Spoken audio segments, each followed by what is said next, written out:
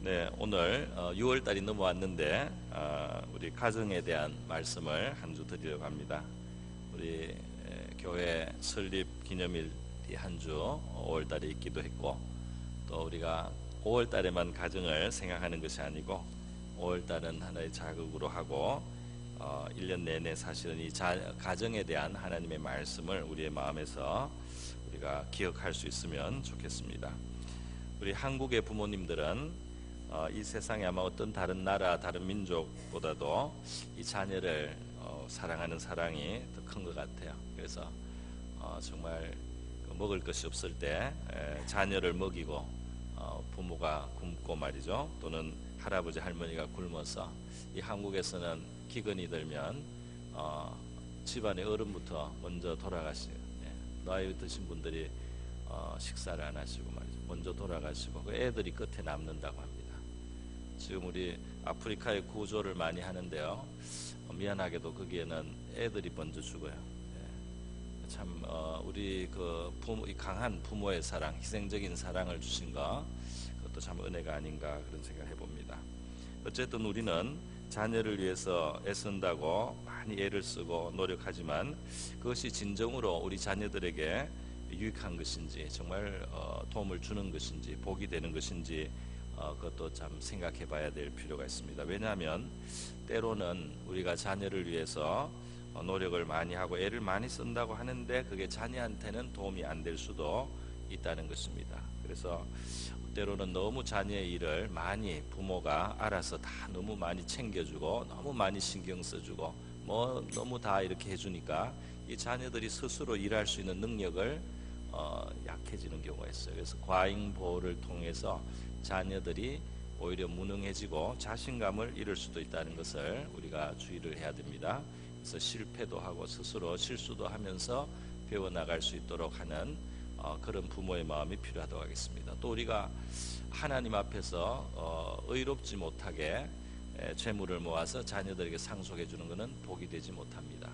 그런 것들은 이 자녀들에게 화근이 될 가능성이 훨씬 많아요. 그래서 사실 어떤 재물은 하나님의 뜻에 따라서 이렇게 의롭게 잘 흘러가지 않고 있기 때문에 그 자손들 사이에 분쟁이 일어나고, 그것 때문에 타락하기도 하고 그들의 삶이 망가지는 경우도 있다는 사실을 우리가 알고, 우리의 인간적인 방법으로 이 자녀들을 우리의 그냥 이 그 본성적인 그런 소욕을 쫓아서만 이 자녀를 위해서는 안 된다 하는 것을 우리가 기억을 해야 되겠습니다. 성경에서는 우리가 자녀를 위해서 할 수 있는 최선의 것들이 어떤 것인지를 여러 가지로 가르치셨는데요, 그 큼직한 몇 가지를 오늘 제가 여러분에게 나누려고 합니다.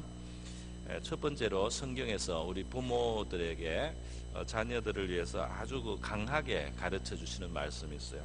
이게 뭐냐 하면은 이 성경에 아주 이게 뚜렷합니다. 성경에 여러분이 신약 성경에 그 로마서로부터 해서 고린도 전후서로 쭉 해서 갈라디아서, 에베소서, 빌립보서 쭉 해서 저기 유다서까지 쭉 이거 서신서라고 하는데요, 이 서신서를 보면 공통점이 좀 많이 있어요. 무슨 공통점이냐면 처음에는 구원받는 도리를 좀 설명을 하다가 뒤로 갈수록 우리가 어떻게 살아야 되는지 그걸 설명을 많이 했습니다. 근데 우리가 구원은 이렇게 받는다, 구원은 예수를 믿고 성령으로 거듭나고 믿음으로 받고 은혜로 받는 것이다, 이런 것을 설명을 쭉 한 다음에는 그 다음에 우리는 그렇기 때문에 하나님의 백성이 되고 하나님의 자녀가 되어서 이렇게 살아야 된다 할 때 그 살아야 되는 내용에 큰 영역이 서너 가지가 있습니다.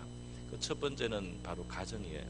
또 교회를 또 중요하게 말해요. 교회의 관계, 교회에서 어떻게 처신해야 되냐, 그 다음에 사회생활을 어떻게 해야 되느냐, 바깥에 나가서 어떻게 살아야 되느냐, 그것도 말씀하고요. 그리고 마귀를 대한 영적인 삶을 어떻게 살아야 되냐, 이제 그것도 하나 또 중요한 영역이 될 수도 있습니다.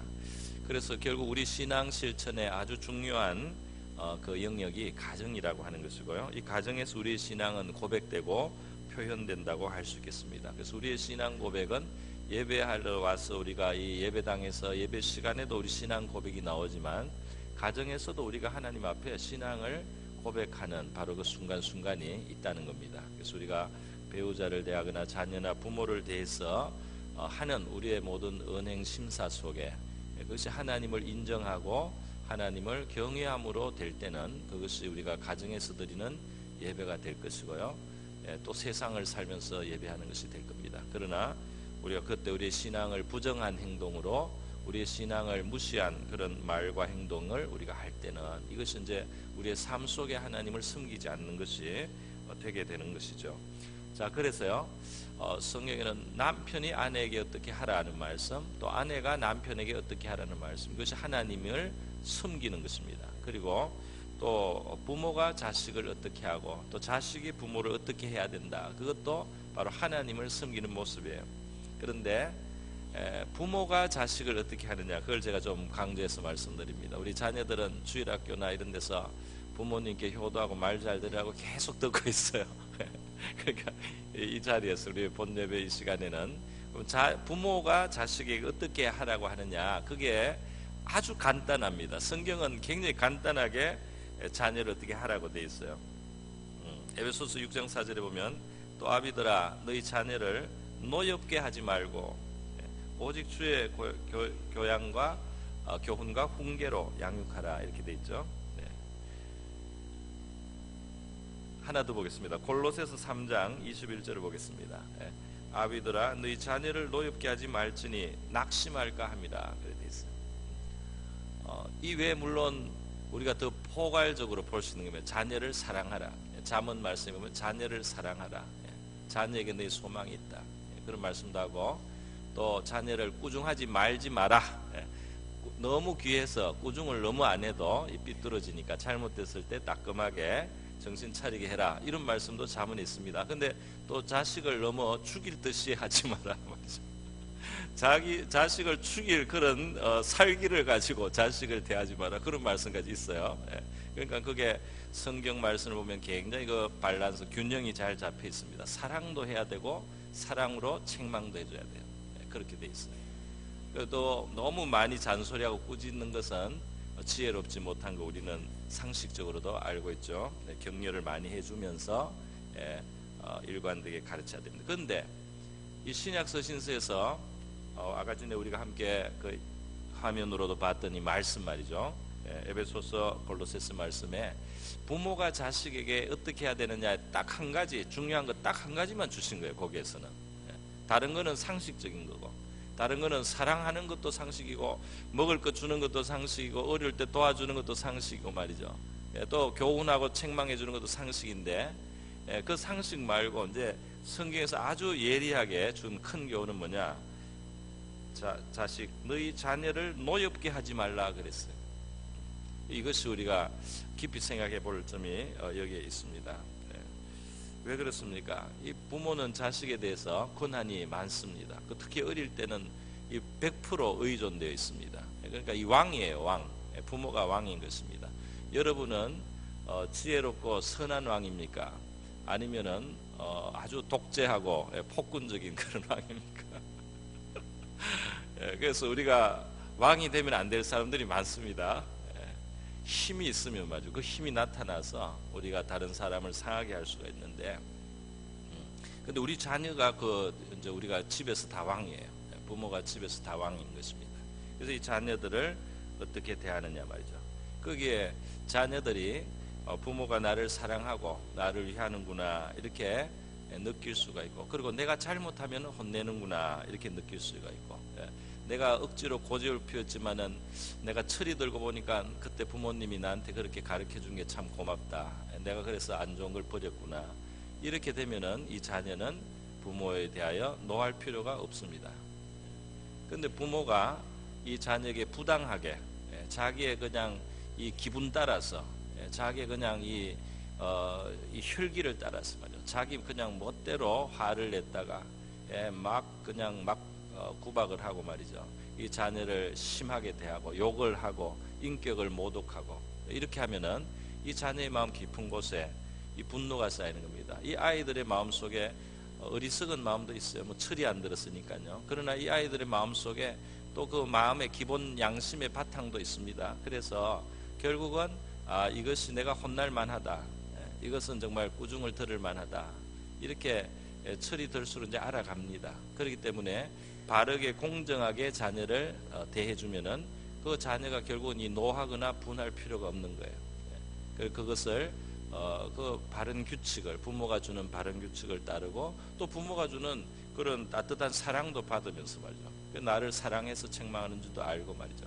그렇게 해서 자라면은 이 자녀의 마음에는 분노를 품을 필요가 없는 것입니다. 그러나 이 부모가 자식을 마음대로 할 수 있는 주관하는 힘이 있다고 해서 이 심하게 말이죠. 인격을 모독하고 함부로 대하고 일관성이 없게 이랬다가 저랬다가 해서 애가 헷갈리게 하고 말이죠. 그리고 무조건 두려워하게 하고 무조건 무서워서 말을 듣게 하고 이런 식으로 하면 이 보이지 않게 안에 이 분노가 쌓이게 되는 거죠.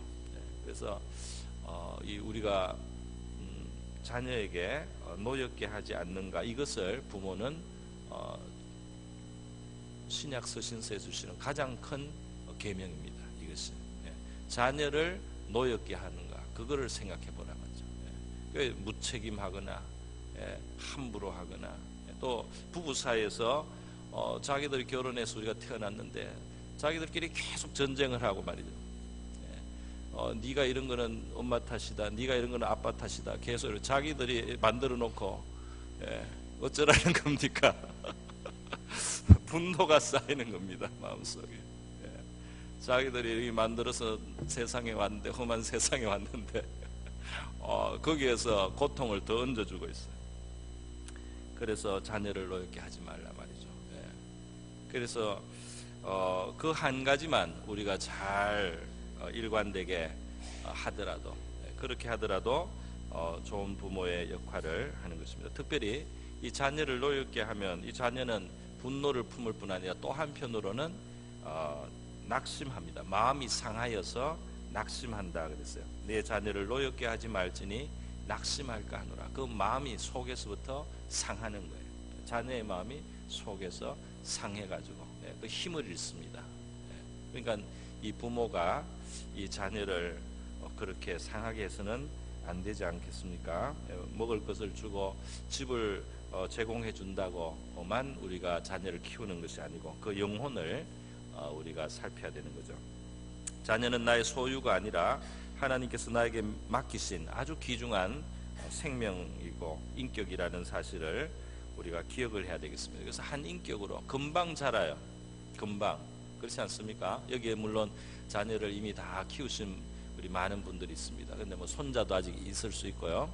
또 혹시 자손이 없더라도 신앙적인 후손이 있을 수 있고 친족의 자녀도 있을 수 있고, 우리가 넓게 생각해서 이 자녀들을 하여튼 이렇게 대해야 되는 것입니다. 노엽게 해서는 안 된단 말이죠. 그래야지 건강한 인격으로 자라게 됩니다. 건강한 인격으로 자라야지 또 밝은 삶을 그들이 살 수가 있습니다. 그래서 오늘 우리는 자녀를 노엽게 하지 않게 하는 그런 부모가 될 수 있기를 우리가 다짐하고 또 그렇게 될 수 있기를 축원드립니다. 우리가 하나님 앞에 내가 자녀를 노엽게 한 것을 용서해 주시옵소서. 내가 너무 그때 내 감정을 이기지 못했습니다. 나도 내 마음에 상처가 있다 보니까 나도 모르게 이렇게 아주 심한 말이 나갔습니다. 우리 회개해야 될 일이 있을 수 있습니다. 또 내가 깨닫지 못하고 자녀를 낙심시키고 상심시킨 것이 있지 않습니까? 이렇게 하나님 앞에 우리가 그렇게 물을 수 있다면 우리 좋은 부모가 또 되어갈 줄로 믿습니다. 자, 성경에서 이처럼 부모가 자녀를 노엽게 하지 말라 이 말씀을 하고요. 그 다음 또 큰 주제가 하나 있어요. 그건 뭐냐면 이 부모가 하나님 앞에 바른 삶을 살면은 그것이 저절로 자녀에게 복이 된다는 겁니다. 할렐루야. 그래서 우리가 우리 삶을 하나님 앞에 바르게 살아가고 진실하게 살아가고 하나님 경외하면은 그러면 이것이 후손들에게 복이 된다 하는 말씀이죠. 오늘 바로 시편 112편의 내용은 주로 그 내용으로 되어 있습니다. 하나님 경외하고 그 계명을 크게 즐거워하고 이렇게 살면 그 후손이 땅에서 강성하며 그랬는데 하나님이 강성하게 하는 거죠. 그 후손이 강성해진다. 하나님 앞에 정직한 사람의 그 후손은 복이 있다. 할렐루야. 그래서 우리의 우리의 생애는 말이죠. 자녀들에게 특별하게 사실 우리가 호강을 시켜주지 못할 수 있죠. 우리가 자녀들에게 특별히 우리가 물질적으로 못 해주는 것을 굉장히 아쉬워하고 마음 아파하는 경우들이 많이 있지 않습니까? 그런데 사실은 우리가 믿음으로 잘 살면 우리가 있거나 없거나 우리가 하나님 경외하고 잘 사는 것 자체만으로 우리 자녀들에게 복을 주고 그들이 강성하게 되는 그런 부모의 역할을 한다는 사실을 우리가 기억해야 되겠습니다. 그래, 우리가 하나님을 경외하면 어떻게 합니까? 여기 본문에도 바로 나와요. 다른 사람을 공정하게 대한다. 공정하게 하고 자비와 은혜를 베푼다. 그러니까 이것이 하나님의 성품하고 맞는 거예요. 하나님을 우리가 잘 믿는다, 잘 경외한다 했을 때는 사람을 향해서 진실하고 또는 공정하고 또 사람들에게 자비로운 것으로 그렇게 나타나야 되는, 그러면 그 후손이 잘 된다는 거예요.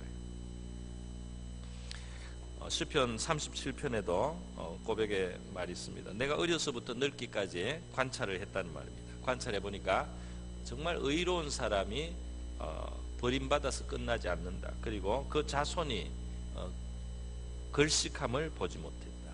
그러니까 그 의롭게 하나님 앞에 살았던 그 자손들이 정말 남에게 이렇게 빌어먹어야 되는 그런 자리에 가지 않는다. 이렇게 말씀을 하고 있는 것입니다. 여러분은 지난번에 우리 오후 예배 때 오창희 목사님이 오셔서 하신 말씀이 있었어요. 이게 뭐냐면은 그 한 두 사람을 비교하지 않았습니까? 미국의 같은 시대에 살았던 또 비슷한 처음에 그 여건, 가족 수라든지 수입이라든지 이게 비슷했던 이 두 사람의 가정을 비교를 했어요. 이게 원래는 뉴욕시 교육위원회에서 교육적인 목적으로 조사를 한 겁니다. 이 집안의 분위기, 그 가정의 부모의 영향이 자손들에게 어떻게 미치느냐. 그래서 이제 자손들을 추적하기 위해서 조금 위로 당겨서 18세기에 살았던 사람 조나단 에드워드하고 그다음에 마커스 슐츠라는 두 집안 두 사람을 그 자손들을 연구를 한 거예요. 이 사람 두 사람의 이제 사는 방법은 달랐어요. 조나단 에드워드는 성직자인데 이 사람이 미국의 각성 운동을 일으켰던 아주 중요한 역할을 했던 사람이고, 그리고 프린스턴 대학을 설립을 했는데요. 이 사람은 자기가 70까지 이 신앙 생활을 잘하고 생활을 바로 하기 위해서 70까지 자기 결심문을 적어놓고 늘 그걸 하루에 한 번씩 보면서 믿음으로 바로 살려고 했어요. 그리고 성경을 가르치고 자녀들과 함께 예배하는 그런 에드워드의 가문이 있었고요. 마커스 슐츠라는 동시대에 살았던 이 사람은 하나님을 경외하지 않고, 이 사람은 살롱을 술집 살롱을 경영해서 살았는데, 이 사람의 가치관은 그냥 이 세상에서 잘 먹고 잘 살고 그렇게 하면 된다는 거예요. 잘 입고 잘 먹고 잘 살면 된다, 이렇게 살았다는 겁니다. 그래서 이 두 가문을 조사를 했더니요, 이제 그 후손들이 어떻게 되느냐 봤어요. 그래서 뉴욕시 교육위원회가 5대에 걸쳐서 추적을 했습니다.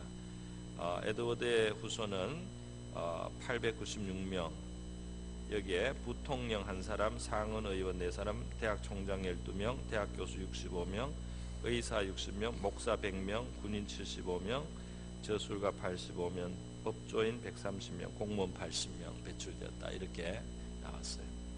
그 다음에 마커스 슐츠는 후손이 1062명인데요 전과자 96명, 알코올 중독자 58명, 장녀 65명, 빈민 286명, 그 다음에 겨우겨우 살아가는 사람 460명. 그래서 미국 정부가 이 마커스 슐츠의 그 후손들 위해서 보조한 액수만 해도 1억 5천만 달러. 우리나라 이거 1000배입니다. 우리 원나라 따지면 이 집안에 돈이 많이 들어서 나라에서 살리려고.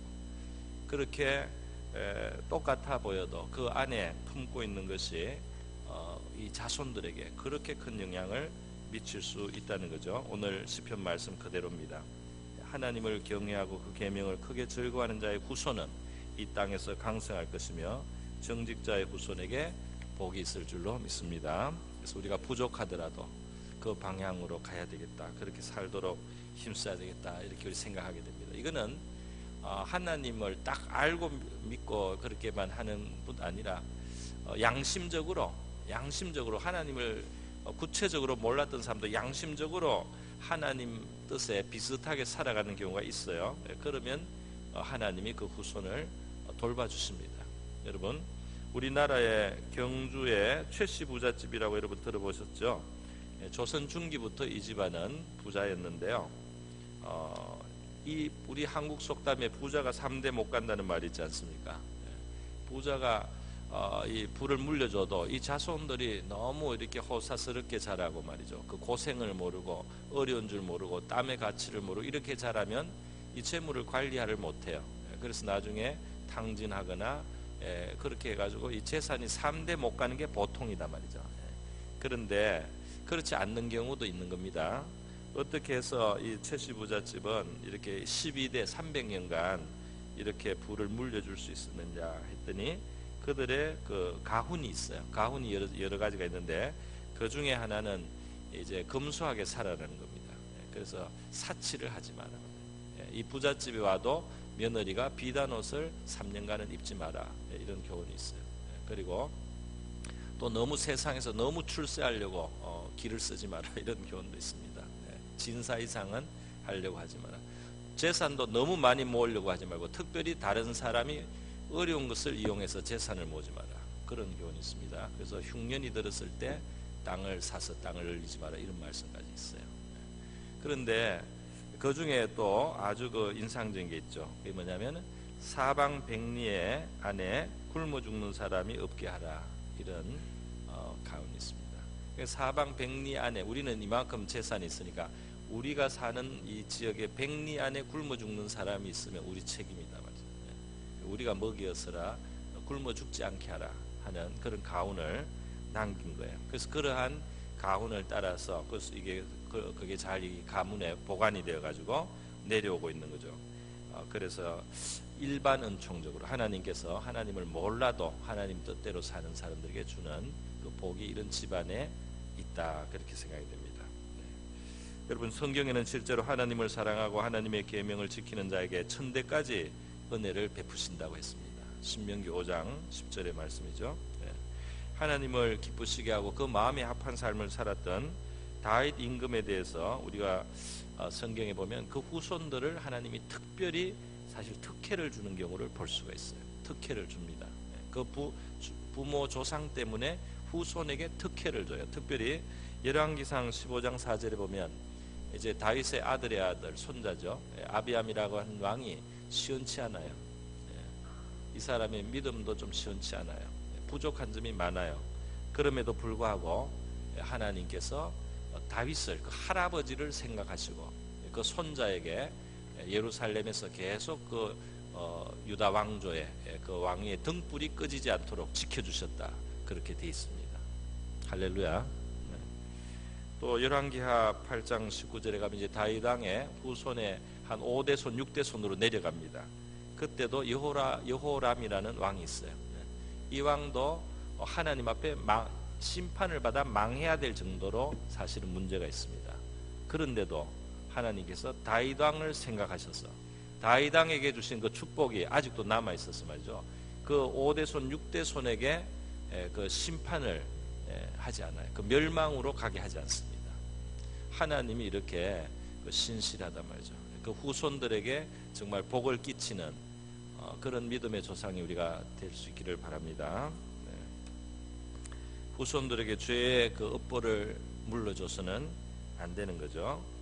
그러니까 진짜 부모들이 죄로 살아갔을 때 그것이 어두움이 자녀들에게 미치는 겁니다. 자, 우리가 만약에 우리의 조상들이 우상 숭배하고 죄를 지었어요. 그러면 우리도 불행할 수밖에 없느냐? 우리가 가지고 있는 기본 조건에 어두운 것이 있을 겁니다. 그 죄들에 대한 어두운 그늘이 없을 수는 없어요. 그러나 우리가 예수를 믿고 예수 안에 나왔기 때문에 그것이 역전되고 바뀔 수 있는 충분한 넉넉한 그런 우리 삶의 큰 자원을 우리가 하나님께로 얻었습니다.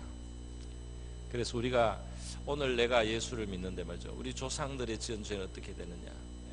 하나님께서 예수 안에서 그것을 합력해서 선이 되게 하실 수 있다는 것을 우리가 믿어야 되겠습니다. 아니, 나는 부모 때를 잘못 만나서 조상을 잘못 만나서 어쩔 수가 없어. 그건 안 통해요. 그것이 비록 어둠이 흔적이 있다고 하더라도 그것을 합쳐서 좋은 작품을 쓸 수 있는 하나님 앞에 우리가 돌아왔습니다. 예수 앞으로 돌아왔어요. 그래서 우리의 불리한 조건, 나쁜 여건이 혹시 있어도 그것을 사용해서 우리에게 선한 것이 나오도록 하실 수 있는 하나님의 은혜 안에 우리가 들어왔다는 사실을 우리가 기억해야 되겠습니다. 선을 만드신단 말이죠. 자, 그렇게 우리의 진실하고 하나님을 사랑하는 믿음의 삶은 자녀들에게 그 자체가 복이 된다는 말씀을 제가 드렸습니다. 마지막으로 우리 자녀를 위해서 우리가 할 수 있는 아주 중요하고 좋은 일이 있어요. 그게 뭐냐면 자녀를 위해서 기도해 주는 겁니다. 자녀를 위한 부모의 기도예요. 자, 우리 부모가 자녀를 사랑합니다. 그 사랑은 정말 우러나는 사랑이라고 할 수 있습니다. 우리의 자녀를 위한 기도가 값이 있는 것은 정말 사랑이 있는 기도이기 때문이에요. 사랑이 있어요. 그래서 부모들은 자식을 잘해주지 못한 것 때문에 마음이 아픈데요. 그 아픈 마음을 가지고 자녀를 위해서 기도해주고 축복해주면 자기가 부자로서 자녀를 도와준 것보다 더 큰 복을 받을 수 있습니다. 그래서 우리가 잘해줬으면 잘해주는 게 아니고 못해준 것이 마음 아파서 그것을 가지고 자녀 하나님 앞에 눈물로 자녀를 위해서 기도해주고 축복해주면 말이죠. 이 자녀는 더 복을 받을 수가 있어요. 성경에 나오는 인물들은 자녀를 위해서 많이 기도해요. 창세기 25장에 보면 이삭은 자식이 없어서 자식을 달라고 아버지가 기도를 하죠. 그 기도를 해서 이 사람은 20년 만에 애를 낳았어요. 그렇게 해서 시작했습니다. 야곱은 자기가 죽기 전에 제일 중요한 일이 뭐냐면 자기 10명이 넘는 그 아들 하나하나를 앞에 세워서 손을 얹어주고 기도해주고 축복해준 겁니다. 그들의 미래를 축복해줬어요. 하나님의 영의 끌림을 받아서 축복해줬는데 그대로 다 되었습니다. 할렐루야. 야곱의 축복이 그대로 다 응한 거예요. 다윗도 밖에 나가서 돌아와서는 이 집안 식구들을 자녀 가족들을 축복해줬다는 그런 성경의 이야기가 나와 있습니다. 자녀를 위한 기도 중에 성경에서 우리가 제일 감동적인 그 장면은 사무엘상 1, 2장에 나오는 어머니 한나의 기도입니다. 그 아이를 못 낳던 여인인데요. 하나님 앞에 서원을 하고 기도해서 아이를 낳았어요. 그 아이가 사무엘이에요. 그런데 이 서원이 참 비장한 서원입니다. 아들만 주면 좋겠다네. 그래서 아들을 낳으면 내가 하나님께 다시 바치겠다는 겁니다. 하나님께 다시 바치겠다. 그래서 얘는 실제로 응답이 되어서 태어났는데요. 태어나자 젖을 뗄 때까지만 엄마가 기르고 젖을 떼고 나서 이제는 스스로 먹을 수 있게 됐을 때는 성전에 심부름하는 애로 보냈어요. 그래서 집에서 떨어져서 성전에서 제사장에 보조하는 아이로 그렇게 자랐어요. 그러니까 엄마는 이 집안이 먼 데서 한 번씩 그 성전이 있는 실로로 와서 제사를 1년에 한 번, 아주 많이 와도 3번입니다. 그렇게 와서 이 아이를 만나는 거죠. 그러니까 엄마의 마음이 참 아플 것 같아요. 하나님 앞에 약속을 지키려고 하다 보니까 이 마음 아픈 일이 생긴 거예요. 그래서 그 마음 아픈 것으로 한나가 하는 일이 뭐겠습니까? 아마 2가지쯤인데 하나는 아이를 위해서 기도해 주는 거고요. 또 하나는 옷을 지어주는 옷을 지어주는데 그 당시에는 뭐 우리가 오늘날 가지고 옷을 막 살 수 있는 게 아니잖아요. 그러니까 부모가 이제 엄마 한나가 이게 실을 직접 이걸 짜가지고 옷을 지어주는데 이제 1년에 애가 키가 자라고 몸이 자라는 만큼 조금씩 큰 옷을 만들어 가는 겁니다. 그 큰 옷을 만들어 갈 때에 그 옷에 눈물이 좀 똑똑 떨어졌을 것 같아요. 아이를 생각하면 말이죠. 눈물이 한 방울 뚝 떨어져서 그렇게 뜨개질을 짜면서 그렇게 이 아이를 길렀을 것입니다. 그 눈물이 떨어진 그 옷이 이제 나중에 가서 애가 입는 거죠. 그렇게 입혔어요. 그런데 어떻습니까? 하나님께서 복을 많이 주시죠. 그 눈물의 기도가, 우리 부모의 눈물의 기도, 참 귀한 줄 믿습니다. 정말 자녀들에게 천금 만금을 주는 것보다 우리가 눈물로 자녀를 위해서 기도해 주는 것이 정말 복이 있어요. 그 사무엘이 그 엄마의 눈물 젖어 눈물이 떨어진 그 옷을 입고 말이죠, 하나님을 아는 이스라엘의 훌륭한 지도자가 되었습니다. 하나님을 알고 그 민족을 옳은 길로 인도하는 그런 인물이다. 한나도 복을 받았어요. 그래서 애 하나 낳는 걸로 만족을 했는데 하나님은 선물을 좀 보너스를 많이 주셔서 아들 3명과 딸 2명을 더 주셨습니다. 그 아픔을 가지고 아들을 바친 그 한나에게 하나님은 그 집안에서 애들 보내라고 좀 정신이 없도록, 너무 슬퍼하지 않도록, 사무엘 생각하고 계속 슬퍼하지 않도록 애들 5명이나 또 낳게 하셔가지고 즐겁게 그 아이들 기르면서 살게 하셨단 말이죠. 여러분, 오늘 제가 성경 전체에서 끔찍한 주제들 한번 생각해봤습니다. 우리가 자녀들을 위해서 어떻게 하면 좋은 부모가 될 수 있느냐. 처음에 말씀드린 것은 노엽게 하지 말라는 아주 중요한 교훈이 있습니다. 내 것처럼 마음대로 해서는 안 되는 거죠. 두 번째로, 진실한 우리 믿음의 생활이 자녀들에게 그 자체가 복이 된다는 말씀이었습니다. 세 번째로는 우리가 자녀를 위해서 기도해주는 부모가 될 수 있기를 바랍니다. 좋은 환경 유산을 혹시 못 물려주더라도 너무 그것으로 우리가 도리를 못했다 이렇게 생각할 필요가 없겠습니다. 우리 하나님 앞에서 맡기신 영혼이고 우리가 주어진 여건과 환경에서 우리가 자녀들을 사랑하고 또 교훈하고 또 훈계도 하고, 그러면서 우리가 믿음으로 잘 살고 자녀를 위해서 기도해주는 부모가 될 때 우리 모두 훌륭한 부모의 역할을 감당하게 되는 줄로 믿습니다.